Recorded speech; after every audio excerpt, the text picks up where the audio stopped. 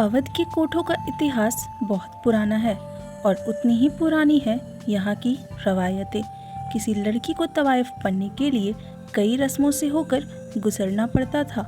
इनमें 3 रस्में बहुत खास हैं: अंगिया, मिस्सी और नथ उतरवाई। सबसे पहली रस्म अंगिया की निभाई जाती थी। उस दौर में अंगिया शब्द का इस्तेमाल ब्रा के लिए होता था। जब लड़की जवानी की दहलीज पर कदम रखती तो कोठे की तवायफें इकट्ठा होकर लड़की को अंगिया पहनाने की रस्म धूमधाम से निभाती। तवायफ बनने की तरफ किसी लड़की का यह पहला कदम होता था।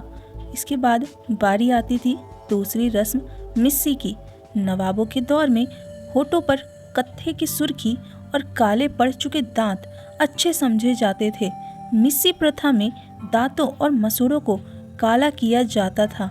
जी हाँ, आपने बिल्कुल सही सुना, हमारे इतिहास की बात है ये। दांत काला करने के लिए आयरन और कॉपर सल्फेट का बना पाउडर लगाया जाता।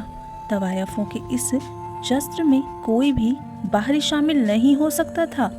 कोठे की सबसे वरिष्ठ सदस्य यानी आपा इस मिस्सी की रस्म निभाती थी। मिस्सी के बाद नाच गाना और दावत होती थी। किसी लड़की के लिए मिस्सी हो जाने का मतलब था कि अब वह अपनी वर्जिनिटी यानी अपना कौमार्य बेचने के लिए तैयार है। तीसरी रस्म नथ उतरवाई की होती थी। इस रस्म में वर्जिन लड़की के लिए बोली लगाई जाती थी। बड़े बड़े रईसजादे कोठे पर बुलाए जाते थे। नथ उतराई की रस्म कोठे में उत्सव की तरह मनाई जाती। दुल्हन की तरह सजी लड़की नाक में बाएं तरफ एक बड़ी सी नथ पहनती। यह नथ लड़की के कौमार्य का प्रतीक होती थी। जो सबसे बड़ी बोली लगाता वह उस लड़की के साथ पहली रात बिताता। उस रात के बाद लड़की फिर कभी नथ नहीं पहनती थी। उसे सिर्फ लौंग पहनने की इजाज़त होती थी। कई बार नवाब लड़की को मोटी रकम देकर हमेशा के लिए खरीद लेते थे।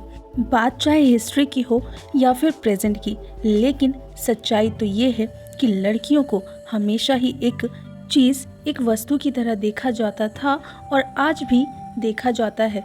पता नहीं कब ये छोटी सोच, ये लड़कों और लड़कियों में भेदभाव खत्म होगी।